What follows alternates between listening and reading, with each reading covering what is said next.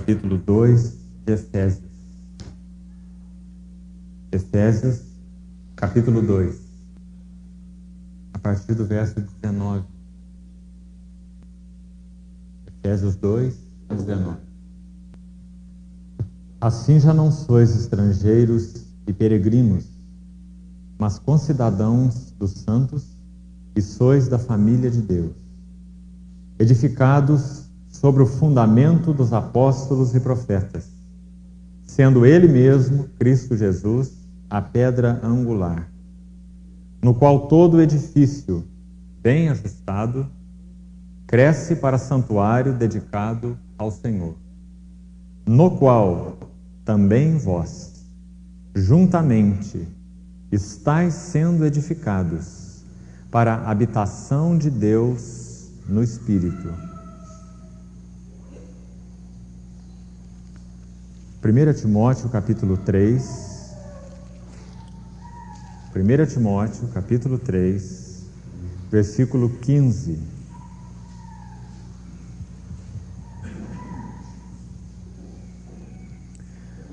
Para que, se eu tardar, fique ciente de como se deve proceder na casa de Deus, que é a igreja do Deus vivo, coluna e baluarte da verdade. Como se deve proceder na casa de Deus. Ainda de 2 aos Coríntios, capítulo 6. 2 aos Coríntios, capítulo 6, versículo 16. Que ligação há entre o santuário de Deus e os ídolos? Porque nós somos santuário do Deus vivente, como Ele próprio disse: habitarei e andarei entre eles. Serei o seu Deus e eles serão o meu povo. Nós somos santuário do Deus vivente. Em último texto, em 1 aos Coríntios, capítulo 3, verso 16.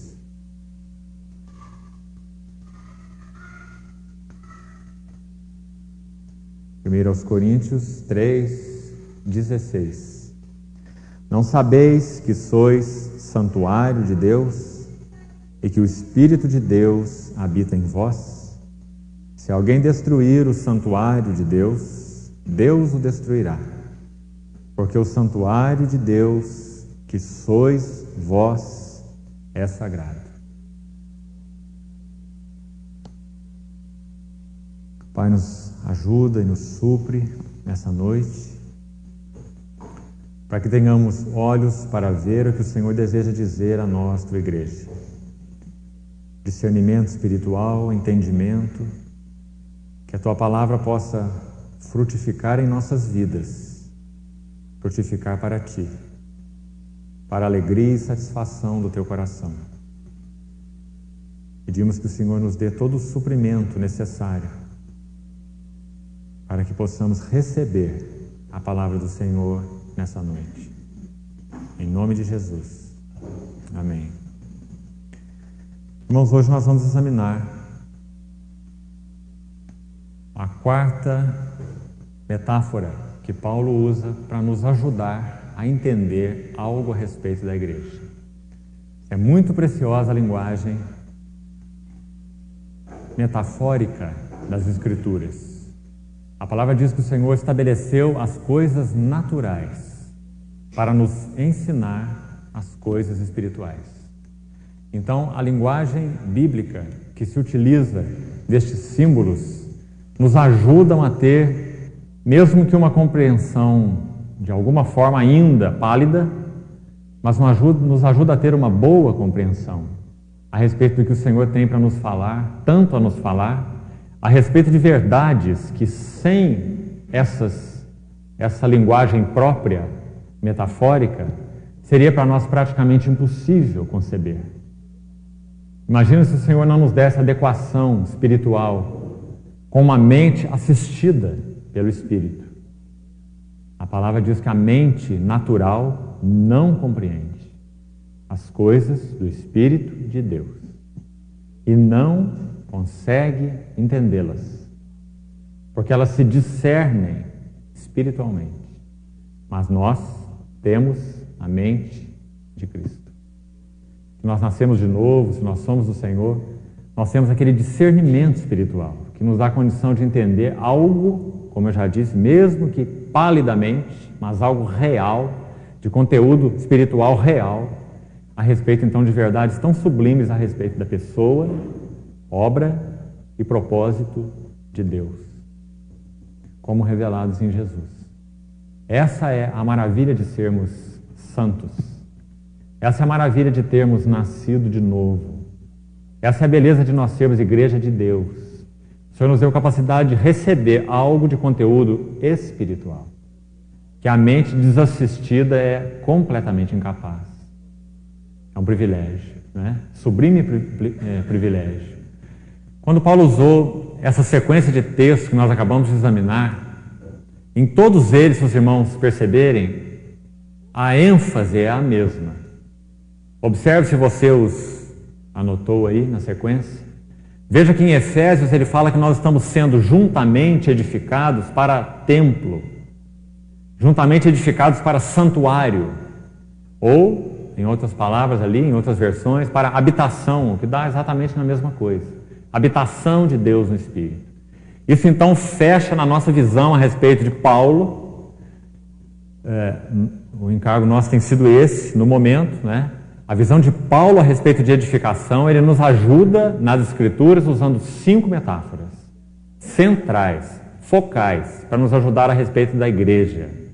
Primeiro a família, depois o corpo, depois a noiva, depois o templo e depois o exército.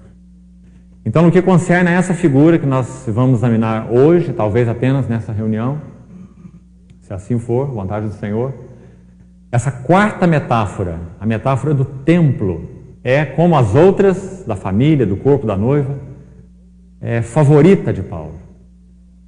Todas elas têm um lugar especial na teologia de Paulo, mas algumas delas assumem um lugar especial. Nós podíamos dizer que a metáfora da família, a metáfora do corpo e a metáfora do templo se destacam dessas 5. E hoje nós estamos examinando então um pouco da figura do templo. Agora, antes de entrar na visão de Paulo a respeito da casa de Deus, ele diz nas suas epístolas aos Coríntios, ele diz que ele, como um arquiteto, um prudente arquiteto, ele lançou o fundamento, você se lembra? E que outro edifica sobre ele, mas cada um veja como edifica. Paulo se via como um arquiteto, e quando nós falamos sobre aquelas 3 visões de Pedro, Paulo e João, nós então mostramos para os irmãos como que essa tríade se completa, sendo uma única visão celestial. Que o Senhor então incumbiu aqueles homens de maneira especial, Pedro, Paulo e João, a destacar aspectos especiais, dentro de uma única visão. Então Paulo, como esse arquiteto, ele nos ajuda com 5 metáforas principais a respeito da igreja. E como nos ajuda? Quando ele fala sobre família, nós então temos abrangência rica, como já examinamos nesse assunto. Quando ele fala de corpo, extremamente rica. A igreja é corpo de Cristo. Como Paulo fala sobre isso, né? Tanto. Na metáfora do templo não é diferente. Ela é então, como eu falei, das 5, faz parte das 3 principais. Paulo usa muito essa figura, por isso eu li todos os textos como introdução. Aos Efésios ele diz que nós somos habitação. A Timóteo ele diz que a igreja é casa de Deus, coluna e baluarte da verdade. Quando começamos a falar sobre os 8 fundamentos, alicerces da visão apostólica, da revelação bíblica, da auto-revelação de Deus, nós falamos para os irmãos que a igreja é então o depósito onde o Senhor colocou isso. Ninguém mais possui, só a igreja. Ela é coluna e baluarte, ela é casa de Deus. 1 Timóteo 3. Depois os irmãos viram em Coríntios, tanto primeiro quanto segunda epístola aos Coríntios. Paulo diz, vós sois santuário, que figura tremenda também. E ele mostra a profundidade disso no último texto que eu li, 1 Coríntios 3, quando ele diz assim, não sabeis, ele pergunta, não sabeis que sois, se alguém destruir atentar contra, pelejar contra, de quaisquer formas que sejam. Se alguém destruir o santuário de Deus, Deus o destruirá. Muito peso nessa palavra. Porque o santuário de Deus, que sois vós, é sagrado. Muito peso nesse texto. Então, irmãos, quando nós tocamos a igreja, nós estamos tocando o próprio Deus. Paulo descobriu isso tão cedo. Paulo descobriu isso mesmo no caminho de Damasco. Quando o Senhor disse a ele: eu sou Jesus, a quem tu persegues. Ele estava perseguindo a igreja, a casa de Deus. Ele descobriu isso desde o início. Os dois alicerces da visão de Paulo, né? Jesus é Deus e a igreja é o corpo de Cristo. Ele teve aquelas coisas impressas no seu espírito desde o primeiro dia que o Senhor o tocou. E teve essas coisas desenroladas durante toda a sua vida com o Senhor, todo o seu ministério. Ele foi como que dissecando essas duas verdades. Jesus é Deus, encarnado, e a igreja é corpo de Cristo. Isso regeu toda a visão e ministério de Paulo. Não é assim? Então a metáfora do tempo é uma linda metáfora. E nós vamos procurar acompanhar um pouquinho pelas Escrituras. Vamos deixar um pouquinho, mesmo que rapidamente, a linguagem de Paulo e vamos olhar a linguagem bíblica. Vamos andar um pouquinho pela palavra de Deus. Irmão, qual é a primeira menção bíblica de casa de Deus? Você sabe? Primeira menção. Porque toda primeira menção de um fato, uma palavra, uma ideia nas Escrituras estabelece um princípio. Não é assim? Qual a primeira menção de casa de Deus nas Escrituras? Gênesis, o livro das sementes, Gênesis, capítulo 28. Quando Jacó, fugindo de Esaú, cansado, ele toma aquela pedra, coloca por travesseiro, deita sobre aquela pedra, tem um sonho, uma escada cujo topo atingia até o céu, os anjos de Deus subiam e desciam por ela, e quando ele desperta do sono, o que ele faz? Ele erige aquela pedra em coluna. Ele diz assim: quão terrível é este lugar. É a casa de Deus, a porta dos céus. Então aquela menção estabelece um princípio, como nós já falamos. De Jacó nós temos os 12 filhos de Israel. Assim como o Senhor Jesus edificou os 12 apóstolos. Judas saiu, Matias entrou, 12 da mesma forma. O Senhor edificou aqueles 12, então a partir deles 120, a partir deles 3.000, 5.000, a sua igreja. Então quando os irmãos acompanham a visão da casa de Deus nas Escrituras, na verdade ela começa subentendida em Gênesis, antes da queda, capítulo 2, quando o Senhor fala sobre aqueles rios que regavam o Éden, e naquele rio havia toda sorte daquelas pedras preciosas. Gênesis 2. E quando você vai em Apocalipse 21, você vê as mesmas pedras. Você vê que o Senhor processou o seu trabalho de edificação, do natural até o espiritual. Então aquela linha, né, como que um fio de ouro, passando por todas as Escrituras, com o mesmo tema, edificação. É um tema-chave. Edificados casa para Deus. Irmão, o cristianismo de hoje mais parece um monte de pedras. Um monte de pedras despejado num terreno baldio. O desejo do Senhor não é apenas nos converter em pedras vivas, naquele dia em que nascemos de novo, porque a vida espiritual, a vida do Senhor Jesus foi gerada em nós. Mas o desejo de Deus é justapor.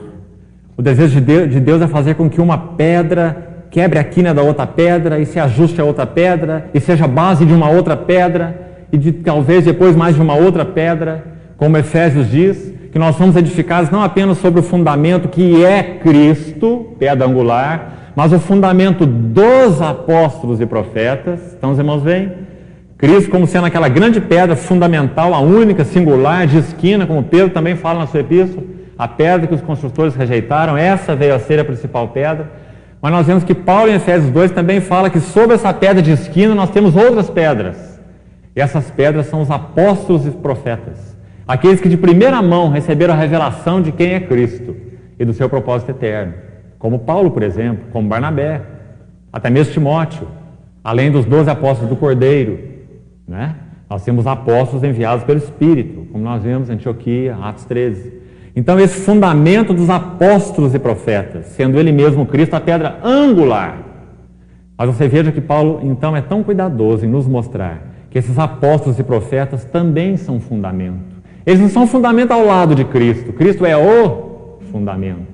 Mas eles se tornaram fundamento porque Cristo, que é o fundamento, foi literalmente formado neles, na sua visão, no seu ministério. Então eles se tornaram fundamento. Tão importante.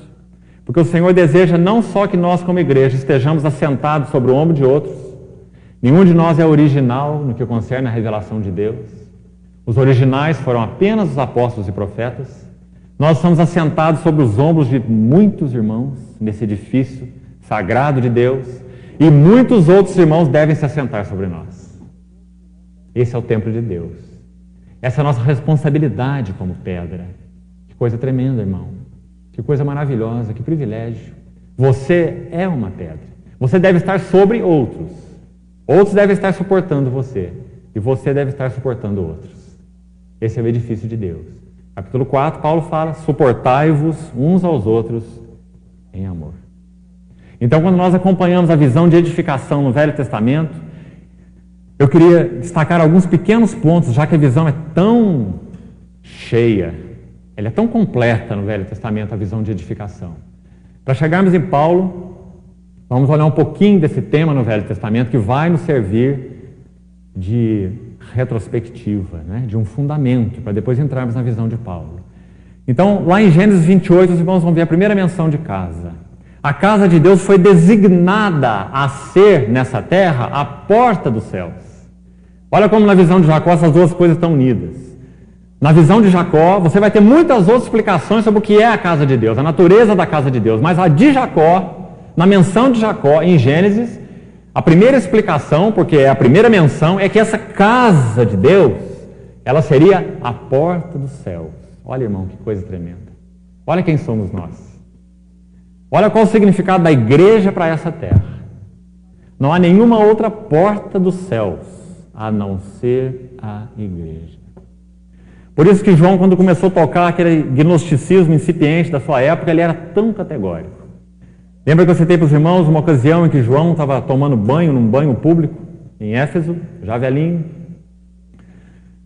E ele viu entrar ali Cerinto, que foi um dos primeiros combatentes a respeito da divindade de Cristo. E João combateu ferozmente Cerinto. Ele escreve suas epístolas dizendo: aquele que não confessa que Jesus veio em carne, esse não é de Deus. Ele combateu especialmente o fato, não da divindade apenas, mas especialmente o fato de que, em primeiro lugar, Jesus não era Deus. Em segundo lugar, e especialmente, aquele Jesus de Nazaré era apenas um homem. Era apenas um homem, nada mais do que um homem. Então, João escreveu suas epístolas, dizendo que aquele verbo, ele se fez carne. Ele fala no Evangelho, e na sua epístola ele diz que todo espírito que não confessa que Jesus veio em carne não é de Deus. Então, quando ele estava naquele banho público, com alguns de seus discípulos, e Cerinto entrou, ele disse assim: vamos sair daqui rápido, porque esse edifício pode cair em cima de nós. Tanto era clara a visão de João a respeito da singularidade, tanto da divindade quanto especialmente da humanidade de Cristo, né? Porque esse é o fundamento da casa de Deus. Então, irmão, a igreja é porta dos céus. A igreja guarda essa verdade de uma maneira singular. Você lembra que quando Pedro pregou o Evangelho, ele está abrindo essas portas? Você lembra que antes disso, em Mateus, o Senhor falou para ele: eu te darei as chaves do reino. Eu edificarei minha igreja e as portas do inferno, agora não dos céus, mas as portas do inferno não prevalecerão contra ela. E eu darei a você, Pedro, chaves. E quando Pedro começa a usar essas chaves do Pentecostes, você vê que ele abre a porta. Arrependei-vos. Pedro está usando as chaves.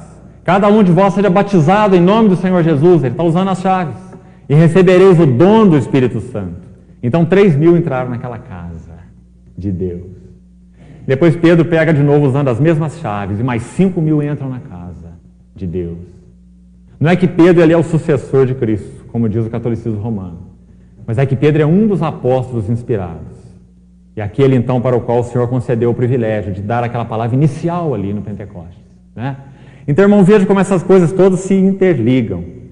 A visão da casa de Deus que você tem no Velho Testamento é exatamente a mesma que você tem no Novo Testamento. Só que no novo você tem luz maior, né? Claro. Você tem a luz espiritual clara.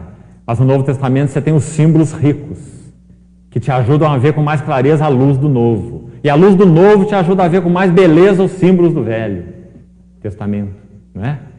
Então a casa de Deus, em primeiro lugar, na primeira menção, lá com Jacó, Gênesis 28, a visão de Jacó, de Betel, você vê que ele diz quão terrível é esse lugar, é casa de Deus, ou seja, aqui o Senhor mora, é porta dos céus. E lembra que o Senhor Jesus, como João registra no seu Evangelho, quando Natanael vem até ele, Natanael ali desconfiado de quem era o Senhor, e quando Natanael chega ao Senhor, ele fala assim: eu sei que você é um homem piedoso em Israel, eu vi você lá atrás, antes de você me ver, eu te digo que você verá muito mais em mim. Você verá os anjos de Deus subindo e descendo. Agora ele diz assim, sobre o Filho do Homem. Você vê que Jesus usa a mesma visão de Betel, de Gênesis 28, em João capítulo 1, depois você confira na sua Bíblia, João 1. O Filho do Homem é a escada de Jacó. O Senhor Jesus é aquele que é o mediador entre a terra e os céus. Os anjos de Deus subindo e descendo, não sobre a escada como Jacó viu, mas agora sobre o Filho do Homem. Há um só mediador entre Deus e os homens, Cristo Jesus, homem. Então você está nesses textos, mesmo que esparsos, para que você possa fazer união. Para que você veja como a visão da edificação, ela percorre as escrituras de Gênesis a Apocalipse. E como o Senhor usou a figura do tabernáculo, do templo, de uma maneira linda, para nos falar aspectos muito maravilhosos a respeito da igreja, muito específicos. Então, irmão, quando você acompanha essa visão da edificação, você vai ver que a partir de Jacó você vai ter 12 pedras, as 12 tribos de Israel. A partir das 12 tribos, dos 12 filhos, você vai ter todo um povo que foi gerado no Egito. Se o irmão abrir comigo, rapidamente, abra comigo, por favor, livro de Êxodo. Quero enfocar bem rapidamente para os irmãos alguma coisa muito significativa aqui em Êxodo, a respeito da casa de Deus. Essa metáfora de Paulo. Nós vamos olhar o Velho Testamento um pouquinho, então. O livro de Êxodo tem muito para nos dizer sobre a casa de Deus. Muito. Se você observar como o livro começa e como o livro termina, é impressionante. Porque é exatamente a história do supremo propósito de Deus. Você vai ver que o livro começa, Êxodo 1:1. Se você quiser saber do que um livro da Bíblia trata, qual o seu foco, o seu enfoque, ajuda muito você ler o primeiro capítulo e o último capítulo, né? É uma regra que nos ajuda bastante. Se você fizer isso com Êxodo, você tem um contraste maravilhoso. Êxodo capítulo 1, versículo 1. Veja só. São estes os nomes do filho de Israel que entraram com Jacó no Egito. Então esse livro começa no Egito. Aqueles 70, lembra? Que desceram com Jacó ao Egito. Habitaram naquela terra chamada Gósen, onde o povo de Israel se proliferou, se tornou ali uma grande nação, escravizada no Egito. Então, Êxodo 1:1, no Egito. Agora vá lá para Êxodo 40, o último capítulo. Não desmarque o capítulo 1 por enquanto. Vá lá em Êxodo 40, leia o último versículo. Êxodo 40, 38. De dia a nuvem do Senhor repousava, onde? Sobre o tabernáculo. Olha como o livro começa e como o livro termina. O livro começa com Egito e o livro termina com tabernáculo. Esse é o supremo propósito de Deus. Irmãos, e fala tudo da nossa salvação. Por isso é um livro tão rico e que precisa ser tão estudado por nós, né? Livro de Êxodo. Ele começa com Egito. Egito é a figura do mundo. Debaixo da aflição de Faraó. Faraó é a figura do diabo. Debaixo daqueles exatores. O povo de Israel em escravidão. Se você quiser outras palavras, o livro começa com Egito e termina com tabernáculo. O livro começa com escravidão. Se você ler o capítulo 1, logo você vai ver até o capítulo 1, até o versículo 14, os primeiros 14 versículos. O livro começa com escravidão e o livro termina com glória. Se você ler Êxodo 40, versículos finais de 34 para frente, o que você encontra? A glória do Senhor encheu o tabernáculo. E o povo não podia entrar, porque a glória do Senhor, 2 vezes menção de glória. Glória, glória. Êxodo 40. Começa com escravidão, termina com glória. Paulo, quando ora aos Efésios, aquela oração tremenda de Efésios 3, a segunda oração no livro de Efésios, ele diz assim: para que vós juntamente, olha o templo aí, para que junto com todos os santos possais compreender a altura e a profundidade, a largura e o comprimento, e conhecer o amor de Cristo, que excede todo entendimento, para que sejais tomados de toda a plenitude de Deus. Ele diz, ele é infinitamente poderoso para fazer muito mais do que pedimos e pensamos. Ele termina a oração dizendo assim: a ele seja a glória. Glória aonde? Na igreja e em Cristo Jesus. Paulo faz uma inversão ali que não é descuidada. Paulo nunca inverte Cristo com a igreja. Ele nunca teve problema com isso. Agora, naquela oração, ele faz uma inversão proposital, porque o tema da sua oração é a igreja. Então ele está falando que os santos sejam fortalecidos no seu espírito, no homem interior, e tenham uma riqueza de entendimento, e juntamente alicerçados, arraigados, possam compreender, ser cheios do espírito, do conhecimento de Cristo, do amor de Cristo, da plenitude de Deus. Ele está falando da igreja, ele está orando pela igreja. Então ele termina a oração dizendo: a ele glória na igreja, porque esse é o propósito de Deus, assim como em Cristo Jesus. Em Cristo Jesus, Deus já tem toda a glória. Não há nenhum problema com isso. Em Cristo Jesus, Deus já tem toda a sua glória, manifesta. Mas e na igreja? O supremo propósito de Deus é, Efésios 3:10, pela igreja, a multiforme sabedoria de Deus se torne conhecida, agora dos principados e potestades nos lugares celestiais. Será que nós já tocamos isso adequadamente, irmão? Até onde esse processo é só na cabeça? Até onde isso já é realidade do coração para você? Até onde você vê que você faz parte da porta do céu? Até onde você vê que você faz parte da casa de Deus? Até onde você vê que você é uma pedra viva sobre o ombro de outros e pedra que tem outros sobre o seu ombro? Até onde você compreende a responsabilidade derivada disso? O que tantos tentam, na medida da pressão: olha, irmão, olha seu testemunho, irmão, olha isso, olha aquilo, não faça isso, olha o testemunho, um testemunho imposto. Não é assim que funciona.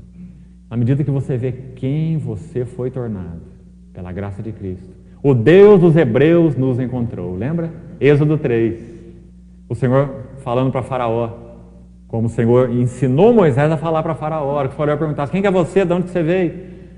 Moisés falou assim para ele: o Deus dos Hebreus nos encontrou. Não foi você que encontrou a ele, foi ele que encontrou você. O Deus dos Hebreus nos encontrou. E ele nos tornou porta dos céus, casa de Deus. Deixe que o meu povo saia do Egito e vá para o deserto me celebrar uma festa. O foco é ele, é me celebrar, me celebrar. Não é celebrar estruturas, instituições, pessoas, doutrinas. Me celebrar uma festa no deserto. Que livro esse livro de Êxodo? Não é? Irmão, leia esse livro de Êxodo, estude esse livro, é um livro tão precioso sobre esse assunto. Então, quando você compara o começo e o fim de Êxodo, você vê que ele começa com a escravidão e termina com a casa de Deus. E por todo o livro você vê como o Senhor edifica a sua casa, inequivocamente. Como ele edifica?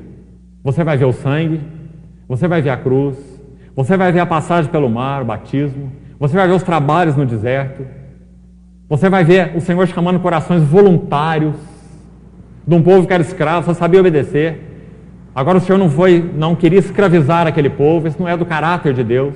Então, quando ele quer construir a sua casa para habitação, em Êxodo 25, ele fala assim: Moisés, peça oferta para o povo. Eu quero receber a oferta de todos aqueles cujo coração o mover. O Senhor tirou o povo da escravidão e disse: eu quero receber a oferta daquele cujo coração for movido. Êxodo 25. Então, irmãos, esse é um panorama, não é? Um panorama que nós temos em todo o Velho Testamento, para a gente compreender a casa do Novo Testamento. Quantos princípios lindos, ricos. Mas eu queria focar hoje uma coisa mais específica. Se for preciso, nós vamos terminar apenas com essa lição hoje, na outra reunião, continuar esse assunto. Mas eu queria ir com calma nela. Ainda uma lição do Velho Testamento. Eu queria tomar com os irmãos um texto de primeiro livro das Crônicas. Abra sua Bíblia, por favor. Primeiro livro das Crônicas. No capítulo 21. Eu queria examinar com cuidado esse texto, embora eu não vá ler, porque senão nós vamos gastar muito tempo. Eu queria pedir que você pudesse ler. Quando Davi ele compra a eira de Ornã, o Jebuseu, aquela região em Israel, tomada aquele monte chamado Jebus, onde habitavam os jebuseus, o último povo a ser conquistado por Canaã.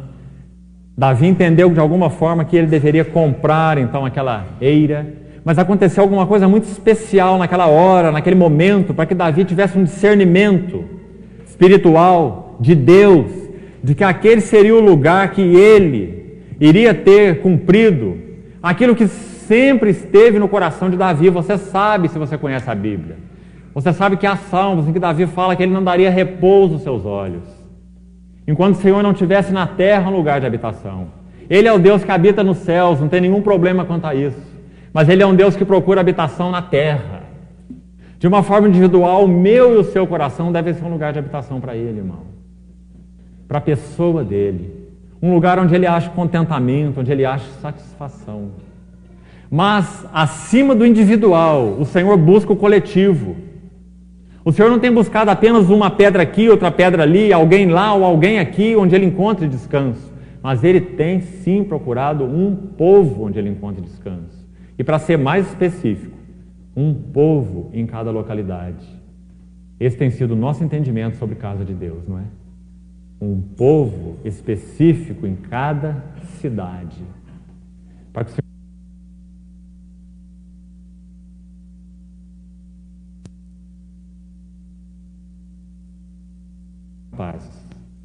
são capazes de expressar largura maior, profundidade maior, altura maior, comprimento maior, amor de Cristo maior. Esse é o desejo de Deus, um povo, e não um ou outro, né? Então, irmãos, lá na figura, lá no tipo, Davi sempre teve esse coração. Davi não queria que a arca de Deus estivesse lá em Silo, lá nos montes. Ele queria trazer a arca de Deus para o lugar da arca de Deus, Jerusalém. E ele queria fazer com que em Jerusalém houvesse um lugar definitivo para a arca de Deus, um templo. Não um tabernáculo móvel, a arca vai para lá, a arca vem para cá, mas um lugar onde Deus pudesse então habitar e o seu povo ter uma relação com Ele, de forma então muito pessoal, muito íntima. Davi sempre teve isso no seu coração, você sabe muito bem. Ele expressa isso nos Salmos, você vê isso em Crônicas e em Reis, no livro dos Reis. Então, irmãos, quando está chegando o momento no propósito de Deus, esse homem Davi, um homem segundo o seu coração, como diz a palavra, que cumprirá toda a minha vontade. Eu queria que você visse quando chegou esse momento específico da vida de Davi, narrado em 1 Crônicas 21. Algo aconteceu para que Davi tivesse um discernimento. Vou falar do conteúdo, do assunto primeiro, por irmão se localizar e poder receber isso espiritualmente. Davi chegou a um momento da sua história com Deus, narrado aqui em 1 Crônicas 21 e o comecinho do 22, em que ele teria um discernimento, preste atenção nisso, irmão, ele teria um discernimento espiritual de que aquele era o lugar de se construir a casa, porque ele tinha muitas opções. A casa naquela instância era uma casa literal. Onde Davi iria construir? Ele ia falar assim, deixa eu ver aqui, fazer como Ló. Deixa eu olhar, as campinas ali estão muito boas, vou escolher aquele caminho. E vai terminar lá em Sodoma, não é? Será que ele ia fazer uma escolha como Ló? Não. Ele queria fazer uma escolha de Deus. Uma escolha segundo o coração de Deus. Porque ele ia construir um templo para Deus. Então não é no lugar de Davi, é no lugar de Deus. É no lugar que Deus tivesse apontado. Porque na casa de Deus, nós não temos lugar para a opinião humana. Então você vai ver que nesse momento da história de Davi, ele tem o discernimento espiritual, claro, de que aquele era o lugar para ele levantar a casa de Deus. Não ele, mas seu filho, Salomão. Não é? Nós sabemos o motivo disso. Mas o que importa agora é entendermos então o que Davi viu dessa realidade espiritual para que ele dissesse assim, aqui é o lugar. É como o engenheiro escolhendo o terreno. Não é? É claro que ele vai procurar do ponto de vista natural. Aqui é melhor topografia, aqui está diferente para o sol, essa face da casa deve ficar virada para cá, aqui é isso, aqui não é aquilo. Mas Davi não era um engenheiro natural, Davi era um engenheiro de Deus. Davi era um homem segundo o coração de Deus. Então ele ia procurar o lugar de Deus, que Deus quisesse ordenar. Então, irmão, nós vamos ter aqui em Crônicas um fundamento muito importante. Qual é o lugar da casa de Deus? Davi vai nos ajudar. Que o Senhor te ajude a ver isso com clareza. Vamos lá.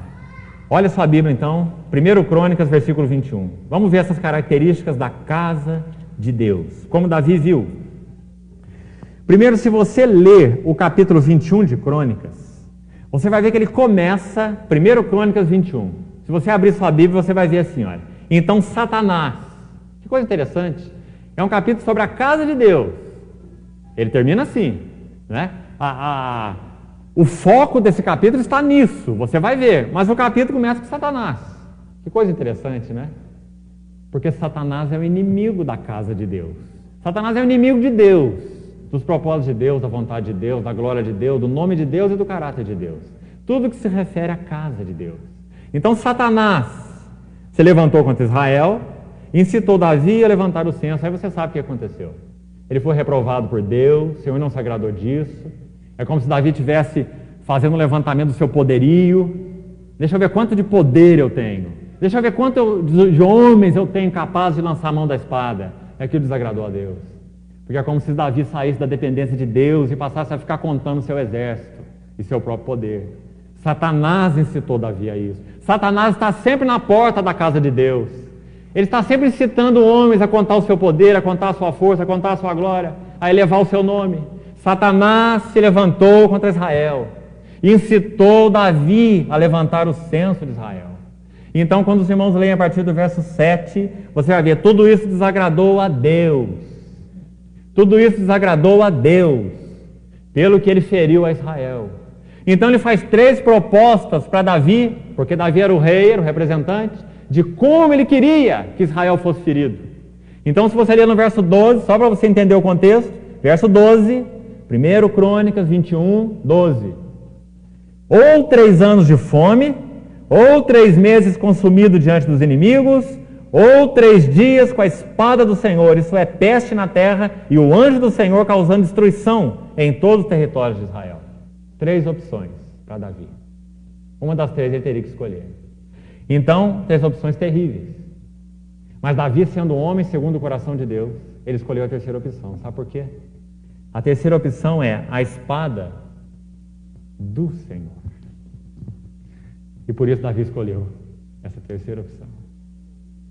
Ele sabia, irmão, que terrível para o seu coração e para o seu povo seria sofrer 3 anos de fome. Uma situação simplesmente natural. Terrível para o seu coração seria 3 meses diante de inimigos. Mas de alguma maneira, 3 dias debaixo da espada do Senhor e da peste na terra seria então aquela direta espada do Senhor. De alguma maneira ele queria que fosse a espada do Senhor. Ele não queria fome e nem inimigos. Agora, irmão, naturalmente falando, a espada do Senhor é muito mais terrível do que 3 meses de fome, ou 3 anos de fome, ou 3 meses de adversários. Para a visão natural. Não, eu fico aqui com os adversários, que por mais que eles vão me castigar, ainda não é o Senhor. Não, aqui eu prefiro a fome, que por mais que eu vá sofrer com a fome, não é o Senhor. Mas a espada do Senhor é algo muito duro. Isso na visão da maioria, mas não na visão de Davi. Davi preferiu a espada do Senhor, porque ele conhecia o caráter do Senhor. O irmão vê? Então olha o que aconteceu por consequência. Versículo 14. Então enviou o Senhor a peste a Israel, foi isso que Davi escolheu, a espada do Senhor, e caíram de Israel 70.000 homens. Essa é a espada do Senhor. 70.000 homens. Agora olha no versículo 15. Enviou Deus um anjo a Jerusalém. O Senhor está se aproximando. Ele vai destruindo ao redor de Jerusalém, né? E vai se aproximando. Ao destruí-la, ou com a intenção de destruí-la, né? Olhou o Senhor e se arrependeu do mal e disse ao anjo destruidor: basta, retira agora a tua mão. E o anjo do Senhor estava junto à eira de Ornã, o Jebuseu. Porque em Jerusalém estava o nome do Senhor, a glória do Senhor, a vontade do Senhor. Veja que riqueza de texto, irmão. Então o Senhor diz: basta, para o anjo. E ele para ali com a sua espada. E Davi está observando tudo isso. Então vamos ver o que mais que acontece. Vamos pular um pouquinho para a gente adiantar. Lá no verso 18. É preciso que nós contemos essa história, para que você veja quais são os princípios, quando nós chegarmos lá. Olha no verso 18. Então o anjo do Senhor disse a Gade que mandasse Davi subir para levantar um altar ao Senhor na eira de Ornã, o Jebuseu. Foi ali que o anjo parou, quando ele ia destruir Israel. Subiu, pois, Davi, segundo a palavra de Gade, que falara em nome do Senhor. Virando-se Ornã, viu o anjo. E esconderam-se os seus 4 filhos que estavam com ele. Olha a visão terrível. Né? Olha a gravidade da visão. Ora, Ornã estava debulhando trigo. Essa é uma figura maravilhosa. Daqui a pouco nós vamos ver. Ornã estava debulhando trigo. A Bíblia não joga palavras fora, irmão. Nada na palavra é aleatório. A teologia liberal faz graça com o Velho Testamento e ridiculariza o Novo. Mas a palavra de Deus não tem uma só letra que tenha sido escrito aleatoriamente. Só aqueles que têm mente espiritual podem compreender o conteúdo espiritual. Ornã estava debulhando trigo. Isso é muito significativo. Vamos ver mais um pouquinho. Quando Davi se vinha chegando a Ornã, este olhou e viu, e saindo da eira se inclinou diante de Davi com o rosto em terra. Diz Davi a Ornã: dá-me este lugar da eira, a fim de edificar nele um altar ao Senhor, para que cesse de sobre o povo a praga. Dá-me pelo seu devido valor. Então ele compra. Ornã quer oferecer de graça, Davi diz não, eu quero comprar, ele compra a eira. Lá no verso 26, agora. Edificou ali um altar ao Senhor, ofereceu nele o local, sacrifício pacífico, invocou o Senhor lhe respondeu com fogo do céu sobre o altar. Veja no versículo 22, que nós já lemos. Dá-me esse lugar da eira, para que eu edifique nele um altar. Você tem 2 coisas aqui, muito importantes. Nós vamos entrar agora mesmo no significado. Dá-me esse lugar da eira, para que eu edifique um altar. E depois no verso 26 e 27 você vai ver a confirmação. Edificou ali um altar do holocausto, um altar ao Senhor. Agora vamos terminar aqui o capítulo rapidamente, para depois aplicarmos princípios espirituais. Olha lá, verso 28. Vendo Davi nesse mesmo tempo que o Senhor lhe respondera, na eira de Ornã, o Jebuseu, sacrificou ali.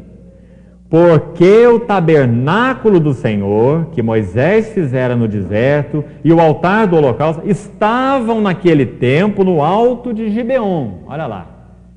O altar estava lá no alto de Gibeon. Era lá que eles adoravam, né? Davi não podia ir até lá para consultar a Deus, porque estava atemorizado por causa da espada do anjo do Senhor. Agora, o próximo versículo, capítulo 22, verso 1. Disse Davi. Esse é um versículo importante. Aqui se levantará a casa do Senhor Deus e o altar do holocausto para Israel. Irmão, você vê que Davi fez uma escolha aqui muito imperativa, muito definitiva? Você vê que diante de tudo que aconteceu, Davi viu algo espiritualmente falando? Você consegue perceber isso aí? Você consegue perceber que esse aqui se levantará de Davi é algo muito imperativo, muito significativo? Como se Davi falasse, olha, é aqui. Como se ele dissesse assim, já vi tudo. Já vi tudo sobre a casa de Deus. Sobre o que deve ser a casa de Deus. A maneira como Deus falou aqui, a maneira como Deus se manifestou aqui, separa esse lugar para ser sua casa. Esse lugar é diferente. É aqui que se levantará. E nós vamos ver por quê. Primeiro, rapidamente, não desmarque esse texto de Crônicas, mas abra sua Bíblia segundo Crônicas 3. Nós precisamos desse versículo para nós depois fazermos a interpretação. Olha lá em 2 Crônicas, capítulo 3. 2 Crônicas 3:1. Nós sabemos que foi o filho de Davi que edificou o templo, não é? Porque Davi foi um homem de guerra, de sangue, Salomão um homem de paz. 2 Crônicas 3 diz assim: começou Salomão a edificar a casa do Senhor. Onde? Em Jerusalém. Onde especificamente? Lá na luz de 1 Crônicas. Onde? Na eira de Ornã, o Jebuseu. Tá certo? Agora, onde que era a eira de Ornã, o Jebuseu? O texto vai explicar aí. Onde? No monte Moriá. Que coisa impressionante, não é, irmão? Onde que o Senhor Jesus foi crucificado? Onde que o templo foi edificado? No mesmo lugar, no Monte Moriá. Agora nós vamos ficar aqui com 3 aplicações importantes. Vamos deixar esse conteúdo para essa reunião. Primeira coisa, qual é o lugar da casa de Deus? Na linguagem do Novo Testamento, qual é o lugar da igreja? Primeiro lugar, primeira coisa. A igreja é o lugar da cruz. A igreja é o lugar do altar, que no Novo Testamento tipifica a cruz. O altar no Velho Testamento é uma figura da cruz no Novo Testamento. É claro. É onde se colocava os sacrifícios, o sangue era derramado, o altar era ungido, aquele sangue ia no que concerne ao tabernáculo, lá para o Santo dos Santos, da presença de Deus. Então o altar é sempre uma figura da cruz. Então você vai ter aí um aspecto objetivo e um subjetivo. Nós não teríamos casa de Deus, não há nenhuma possibilidade de se ter casa de Deus, habitação de Deus entre nós, se a cruz de Cristo não fosse uma realidade. Por isso nós não podemos começar pela eclesiologia, nós temos que começar pela cristologia. Nós não temos igreja sem Cristo. Então, o altar é uma figura da cruz no Novo Testamento. Isso é o aspecto objetivo da cruz. Cruz de Cristo, o que ele realizou, singular, único, a redenção que há em Cristo. Agora vamos olhar o aspecto subjetivo. Nós não temos igreja sem o trabalho da cruz em nós. Irmãos, e talvez seja essa a palavra que a cristandade hoje mais precisa ouvir. A palavra da cruz. Que Paulo disse aos Coríntios que é loucura para os que perecem, mas que para nós que somos salvos é o poder de Deus e a sabedoria de Deus. Sabe qual é o problema nosso hoje? Nós queremos edificar a igreja com as nossas mãos. Nós achamos que igreja é assunto humano. Como eu tenho dito tantas vezes aqui, achamos que a igreja nós abrimos e fechamos. Começamos ou acabamos. Mas a igreja é casa de Deus, que tem começo em Deus, meio em Deus e fim em Deus.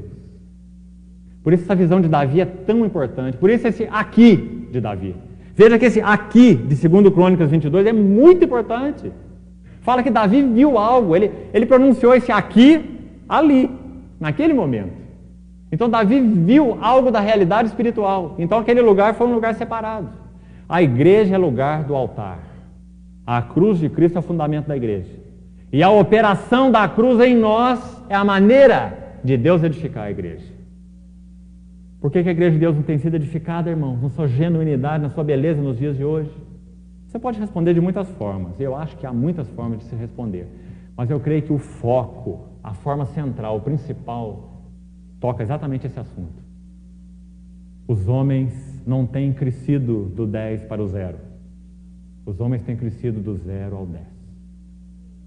E se nós temos 200 irmãos juntos e cada um é 10, nós temos um número muito alto. 2.000 é um número muito alto. Nós precisamos ser reduzidos do 10 ao 0 para que o Senhor possa ter a sua casa, seu lugar de habitação. Se a igreja não é o lugar da cruz operando em nós, não há igreja. Não há igreja. Se a cruz não operar em nós, como já vimos na visão dos evangelhos, nos separando do amor ao mundo, nos separando das afeições naturais, nos separando da glória pessoal, como em Gênesis 12, não há igreja. Igreja é o lugar do altar. Objetivo, a cruz de Cristo. A cruz de Cristo é o fundamento da igreja. Subjetivo, o trabalho da cruz em nós. O que significa isso? A palavra de Deus cortando em você tudo que é lixo. A palavra de Deus separando você de tudo que é alma, que é carne, que é natural, que é terreno, que é humano, que tem origem aqui. Sua inteligência, sua capacidade, seus talentos. Enquanto a cruz não for cortando tudo isso, não há igreja. Há um empreendimento, mas não há igreja.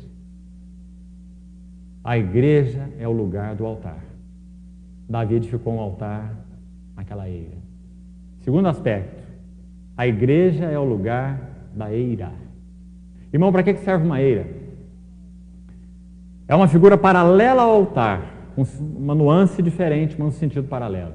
A eira é onde se debulha o grão, onde se trilha o trigo, onde aqueles animais passavam, normalmente em tração animal, às vezes tração humana, passava aquele instrumento de trilhar sobre aqueles grãos, naquele terreno onde foram colocados, para que a palha fosse separada do grão. Irmãos, a natureza de Cristo foi plantada em mim e em você, que fomos chamados por Ele, que cremos nele. Nós já somos novos homens. Ezequiel diz que Ele nos deu um novo espírito, um novo coração, um coração novo, um espírito novo, nos lavou com água, nos deu tudo. Nós temos Cristo em nós temos a vida dele em nós. mas nós temos também casca. E se a casca não for separada do grão, não há igreja. A igreja expressa sua realidade espiritual na medida que a casca vai sendo separada do grão. Casca, na vida espiritual, fala de tudo aquilo que você possui que não passou pelo altar. Todos os patriarcas do Velho Testamento viveram aquela vida de altar e de tenda. Tudo que eles iriam guardar na tenda tinha que passar pelo altar. Quando Abraão, que é aquele primeiro representante da vida de altar no Velho Testamento, ele edificou 4 altares, Abraão sempre viveu uma vida de altar. Tudo que Abraão tinha passava pelo altar e ele guardava na tenda. Tudo. A graça de Deus na vida de Abraão. Mas um dia, na experiência espiritual de Abraão, ele guardou alguma coisa na tenda que não tinha passado pelo altar. O que foi? Seu filho, Isaque. Então Deus mandou Abraão pegar Isaque, tirar da tenda e levar para o altar. Porque quando Abraão guardou Isaque na tenda, sem passá-lo pelo altar, o coração de Abraão foi contaminado por Isaque. As afeições de Abraão, o foco de Abraão. E nosso Deus é um Deus ciumento. Ele quer Abraão por inteiro. Ele não quer ter metade de Abraão e metade é do Isaque. Ele quer todo Abraão. Então ele tomou Isaque de dentro da tenda e diz: Abraão, faz passar o teu filho pelo altar. É claro que isso é simbólico. É claro que isso fala do nosso Senhor Jesus. Mas também fala de Abraão. Foi uma experiência literal de Abraão. Então ele levou o seu filho, amarrou o seu filho, entregou o seu filho, obedecendo a Deus. E ele então entendeu naquele momento, quando ele levantou sua mão, que o Senhor estava separando o seu filho do foco, do centro do seu coração. Ornã estava na eira, debulhando trigo. Irmão, é isso que o Senhor tem feito em mim e em você, debulhando trigo. Ele irá debulhar trigo até a sua vinda. E quando ele voltar, ele vai recolher no seu celeiro os seus grãos. Primeiro as primícias, e depois toda a sua colheita. Irmão, será que essa visão cativa o nosso coração? Será que isso não nos dá uma orientação espiritual muito adequada? Será que debaixo dessa visão você não consegue interpretar os seus sofrimentos, as suas aflições, as suas tribulações, a sua luta da carne contra o espírito, o trabalho tão profundo da palavra de Deus que tem entrado no seu coração e cortado para lá e cortado para cá, cortado na direita, cortado na esquerda, cortado em cima, cortado embaixo? Como diz Hebreus, a palavra de Deus é viva e eficaz e mais cortante. Esse é o trabalho da cruz. Olha o trabalho da cruz. Cortante, a palavra cortante como espada de 2 gumes. Ornã estava debulhando trigo. Nós não temos a igreja sem o debulhar do trigo. Irmão, você e eu temos muita casca. E é por isso que as pessoas não têm provado o grão. As pessoas tocam na casca. Elas veem os talentos, elas veem o dom, elas veem a capacidade, elas veem isso, elas veem aquilo, mas elas não veem Cristo. E por isso a igreja não é edificada. A igreja é o lugar da eira. Muito importante esse entendimento. É o lugar do altar, é o lugar da eira. E o último ponto para nós terminarmos. Davi viu com muita clareza, nesse acontecimento, usando as palavras de Paulo lá em Romanos 2, Davi viu que a igreja é o lugar onde a misericórdia triunfa sobre o juízo. Quando aquele anjo foi se aproximando de Jerusalém, e o Senhor falou: basta, Davi viu que, embora debaixo da espada do Senhor, aqueles que eram merecedores do juízo, ele viu aquela espada do anjo parar, por causa da misericórdia do Senhor. Isso então é uma outra marca do lugar da igreja. A igreja é o lugar onde a misericórdia, em primeiro lugar, já triunfou sobre o juízo, lá na cruz do Calvário. O que nós tivemos na cruz do Calvário não é a misericórdia triunfando sobre a justiça, senão você teria um confronto dentro do caráter de Deus, não é? A justiça de Deus foi reivindicada 100% na cruz do Calvário. Ele não largou um tanto da justiça para lá para poder perdoar pecados, muito pelo contrário. Ele fez valer 100% da sua justiça, julgando o pecado no Cordeiro bendito, exatamente para poder perdoar os nossos pecados 100%. Ele vindicou sua justiça 100%, para nos dar um perdão 100%. Então na cruz a misericórdia não triunfou sobre a justiça, de forma nenhuma, mas a misericórdia triunfou sobre o juízo. Porque o juízo que deveria cair sobre nós, caiu sobre ele. A misericórdia triunfou sobre o juízo. juízo. E Davi viu isso. Então ele falou, é aqui, é nesse lugar. Como nós vamos ter outro lugar para Deus habitar? Deus só pode habitar onde a misericórdia dele triunfar sobre o juízo. Porque ele não pode habitar conosco, porque nós somos maus, nós somos pecadores, nós somos trevas. Se Deus vier habitar conosco, ele vai nos consumir. Onde a luz entra, as trevas saem, não tem jeito dos dois conviverem. Mas Davi, de alguma maneira, ele compreendeu ali na eira de Ornã, através do altar da adoração, através da figura da eira, através do ato do anjo parar com aquela espada, ele compreendeu que a habitação de Deus é tal que a sua misericórdia triunfaria sobre o seu juízo, de uma forma santa, de uma forma justa. Isso foi o que aconteceu na cruz de Cristo. Mas, irmãos, agora o aspecto subjetivo. Quase todas as verdades você tem os dois aspectos, o objetivo e o subjetivo. No que concerne o aspecto subjetivo, isso tem que ser verdadeiro entre nós. Se nós queremos ter a casa de Deus entre nós, uma expressão viva do reino de Deus em São Lourenço, nós precisamos que entre nós a misericórdia triunfe sobre o juízo, não sobre a justiça, né? Nós não vamos desconsiderar a vida uns dos outros, nós vamos nos ajudar. Nós vamos aprender a julgar nossos próprios pecados e os pecados na vida de outros. A Bíblia ensina. Exortai-vos mutuamente cada dia, ajudem-se, para que ninguém seja endurecido pelo engano do pecado. Então nós vamos fazer vista grossa para pecado. Deus não fez. Mas na vida da igreja a misericórdia vai triunfar sobre o juízo, de tal forma que nós possamos nos cuidar, que nós possamos nos apacentar, que nós possamos ter entranhas no relacionar, que os irmãos não sejam figuras descartáveis para nós, figuras de encontro 3 vezes por semana, mas a igreja é um lugar onde misericórdia triunfa sobre o juízo. Que o Senhor nos ajude a ver, irmão. Não adianta nós termos a doutrina da igreja do Novo Testamento. Todo teólogo tem. Nós não queremos isso. Nós queremos ter a visão espiritual da igreja do Novo Testamento. E para isso nós precisamos dessa visão do Velho Testamento, porque o Deus é o mesmo. O que ele plantou no Velho Testamento, ele colheu no Novo, por meio de Jesus Cristo. Então que o Senhor nos ajude a recuperar essa visão da casa de Deus. Medite sobre isso. É o lugar do altar de Cristo e nosso. Paulo em Romanos, ele começa falando do altar de Cristo. Ele foi à cruz por nós, ele é propiciação, nele nós temos redenção. Mas depois ele fala do nosso altar, em Romanos 12. Rogo-vos, pois, irmãos, pelas misericórdias de Deus, que apresenteis os vossos corpos no altar, por um sacrifício vivo, santo e agradável a Deus. Sem isso não há igreja. É o meu altar e o seu altar. Não é o altar de Cristo. O altar dele já está perfeito. Medite sobre a eira. O Senhor Jesus foi debulhado na sua vida humana e na cruz do Calvário. Quando ele viveu a sua vida humana, ele foi totalmente debulhado. Ele foi totalmente provado. O livro de Hebreus diz que ele aprendeu a obediência pelas coisas que sofreu. Ele viveu de uma forma totalmente aprovada por Deus. Na vida do Senhor Jesus não tinha pecado. Tudo nele cheirava bem as narinas de Deus, não é? Mas isso não foi automático. Ele foi sendo descascado e debulhado. Satanás o colocou lá no deserto para debulhá-lo quando ele foi tentado lá no deserto. E o Senhor então pôde, nosso Deus pôde comer daquele grão tão puro, tão perfeito, o Senhor Jesus. E porque aquele grão de trigo caiu na terra e morreu, ele não ficou só. Ele produziu muitos frutos.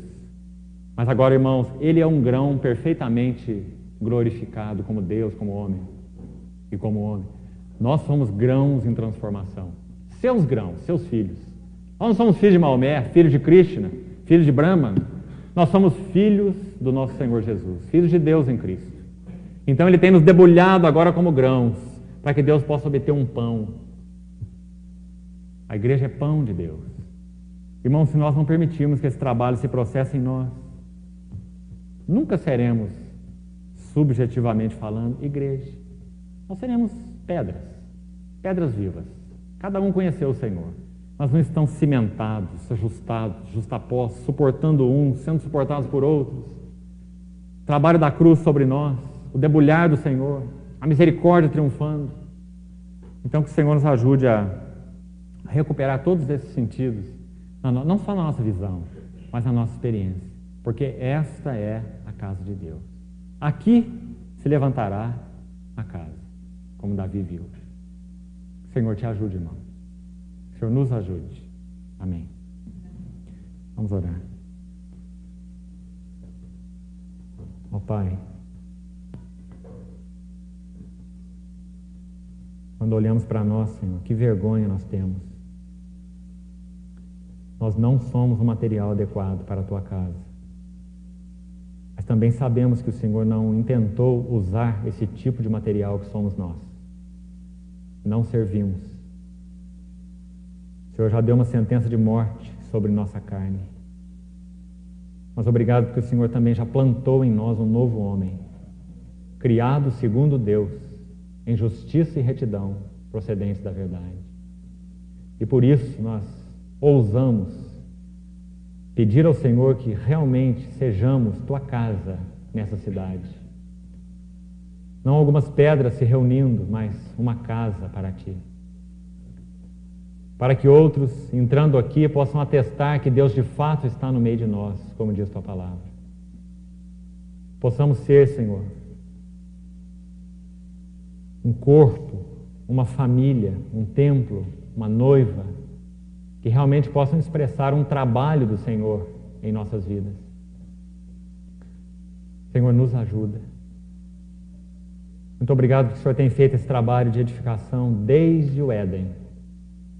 E nós estamos no fim do horário desse relógio, nos últimos minutos. E nós desejamos, Senhor, ser adornados como uma virgem pura para um só esposo, que é Cristo. E sermos realmente aquela casa onde o Senhor passeia e anda, evitando seus candeeiros e cuidando de nós. Senhor, que todo o propósito de nossas vidas seja esse. Pedimos pelo Teu favor, Senhor, que nós não nos confundamos. Nos ajuda, Senhor, nos ajuda. Na nossa pobreza, no nosso fracasso, na nossa necessidade. Trabalha a Tua palavra, Senhor, fundo em nossas vidas. Rasga-nos, disciplina-nos, separa a alma de espírito. Nos leva, Senhor, ao fim de nós mesmos, para que o Senhor cresça em nós. O Senhor seja tocado em nossas vidas, por outras vidas. Obtém, Senhor, em nós um testemunho, satisfação para o Teu coração. Queremos, Senhor, e Te pedimos em nome de Jesus. Amém, Senhor.